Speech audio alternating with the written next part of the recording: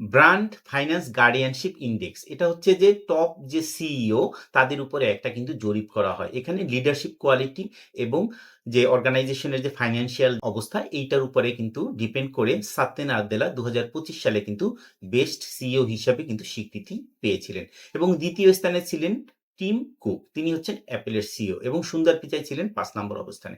যাই হোক, আমাদের ডিসকাশন পয়েন্টটা হচ্ছে যে সাত্য নাদেলা ২০১৪ সালে কিন্তু মাইক্রোসফটের দায়িত্ব গ্রহণ করেছিলেন। সেখান থেকে ২০২৫ সালে লিডারশিপের যে সাফল্য, তাদের যে মার্কেট ভ্যালুর যে সাফল্য, এটা কিন্তু তারা ১০ গুণ ইনক্রিজ করতে পেরেছিলেন।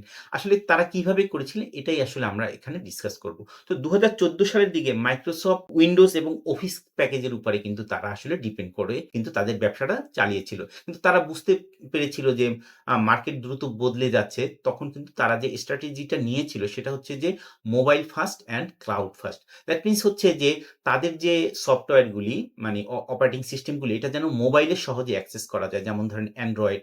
আর হচ্ছে যে ক্লাউড ফার্স্ট মানে হচ্ছে যে যেহেতু একটা ল্যাপটপে বা একটা পার্সোনাল কম্পিউটারে একটা স্টোরেজ আছে, এই স্টোরেজটা যেন আমরা ক্লাউড ভিত্তিক একটা স্টোরেজ আমরা করতে পারি। যাতে ছোট, ছোট মোবাইল ডিভাইস ওই ক্লাউড ভিত্তিক স্টোরেজটা ব্যবহার করতে পারে।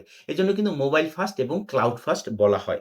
এবং এই স্টোরেজের জন্য মাইক্রোসফট কিন্তু Azure নামে একটা প্ল্যাটফর্ম কিন্তু তারা ব্যবহার করেছিল এবং Azure-টা কিন্তু অ্যামাজনের যে AWS দ্যাট মিনস হচ্ছে অ্যামাজন ওয়েব সার্ভিস এটার মধ্যে কিন্তু একটা ক্লাউড ভিত্তিক একটা কিন্তু স্টোরেজ এবং তাদের যেহেতু সফটওয়্যারটা ওপেন করে দিয়েছিল এবং তারা যেহেতু ক্লাউড ভিত্তিক স্টোরেজটা অ্যাডপ্ট করেছিল, এটাই ছিল তাদের টেকনোলজিক্যাল মানে একটা ইনোভেশন।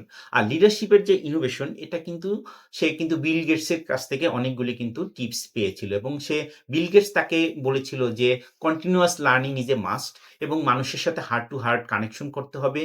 এমপ্যাথি ড্রাইভেন কিন্তু একটা লিডারশিপ শো করতে হবে এবং বিল গেটস কিন্তু তাকে কন্টিনিউয়াস কিন্তু মেন্টরশিপ তাকে দিয়েছিলেন এবং বিল গেটস তাকে বলেছিলেন যে তুমি সবকিছু জানার ভান করো না, বরং লার্ন করার বা নতুন কিছু শেখার একটা মানসিকতা আমাদের এটা কিন্তু নিতে হবে এবং সাত্য নাদেলা তার কথা মতো কিন্তু তার কোম্পানির কালচার যে চেঞ্জ করতে হবে সেটা কিন্তু সে বুঝতে পেরেছিল এবং সেখানে কিন্তু তিনি কোলাবোরেশন, এমপ্যাথি এবং লিসেনিং এর উপরে জোর দিয়েছিলেন এবং সবাইকে কিন্তু একটা লার্নিং মাইন্ডসেটে নিয়ে আসতে পেরেছিলেন এবং তারা এক্সিকিউশন পর্যায়ে যেটা করেছিলেন, তারা LinkedIn, GitHub, হ্যাঁ? Activision Diesel এদেরকে কিন্তু তারা একটা অ্যাকুইজিশন করেছিলেন। মানে তারা এদের কিন্তু পার্শিয়ালি কিনে নিয়েছিলেন বা পুরো কিনে নিয়েছিলেন এবং তাদের যে কোম্পানির যে সাফল্য দেখা যাচ্ছে যে ২০২৪-২৫ সালে তাদের কিন্তু টোটাল মার্কেট ক্যাপিটাল কিন্তু ১০ গুণ বেড়ে গিয়েছিল এবং তারা কিন্তু শুধু টেকনোলজিতে এগিয়ে যায়নি, তারা কিন্তু লিডারশিপেও এগিয়ে গিয়েছিল। এভাবেই কিন্তু সাত্য নাদেলা ১ নম্বর সিইও হতে পেরেছিল।